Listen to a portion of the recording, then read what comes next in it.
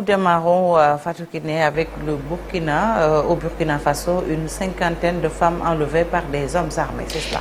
C'est ça, plus exactement à Arminda, c'est dans le nord, par des djihadistes présumés selon des sources locales. Un premier groupe a été enlevé, premier groupe d'une quarantaine de femmes a été enlevé le jeudi, un autre d'une vingtaine. Le lendemain, Arminda, sous blocus, connaît des problèmes d'approvisionnement. Ces femmes étaient parties en brousse pour cueillir des plantes pour se nourrir. C'est là qu'elles ont été enlevées. L'alerte a été donnée par 5 femmes qui ont pu échapper à leurs ravisseurs. Les recherches sont toujours en cours selon des sources locales pour les retrouver. Et puis c'est un célèbre homme d'affaires en exil, Mohamed Ali. Il a été condamné dimanche à la prison à perpétuité par un tribunal militaire égyptien. L'entrepreneur également acteur avait déclenché en 2019 des manifestations contre le président Abdel Fattah al-Sisi. Il s'était fait connaître via des vidéos devenues virales sur les réseaux sociaux accusant de corruption le président et l'élite militaire. Après les rassemblements qu'il a eu à organiser, 4000 personnes avaient été arrêtées, soit la pire vague de répression depuis l'élection d'Abdel Fattah al-Sisi en 2014, selon les ONG des droits humains. Mohamed Ali, 48 ans, a été condamné avec 37 co-accusés.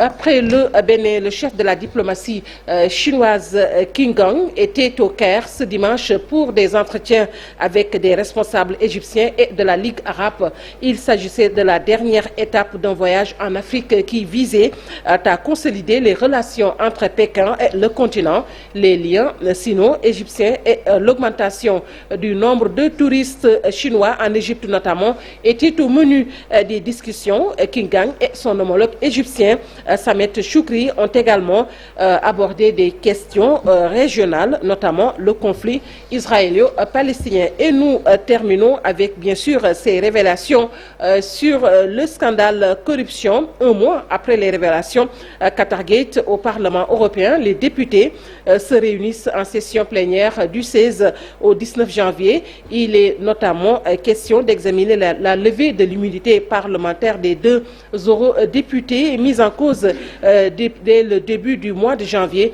La présidente Roberta Metsola l'affirme, son institution fera tout pour aider les enquêteurs. Et cela commence à Strasbourg ce lundi, puisque la présidente du Parlement européen dit annoncer lors de la session plénière l'ouverture de la procédure pour lever l'immunité des 2 députés impliqués dans le Qatargate, l'Italien Andrea Cozzolino et le Belge Marc Tarabalia, tous 2 sociodémocrates. La commission des affaires juridiques étudiera ensuite le dossier. Sokhna Fati, c'est tout pour l'actualité hors de chez nous. Merci beaucoup Fatou Kiné pour la page internationale. À tout à l'heure également pour le Wolof. Tout de suite, Café Presse, Café Court avec Cheikh Biagone.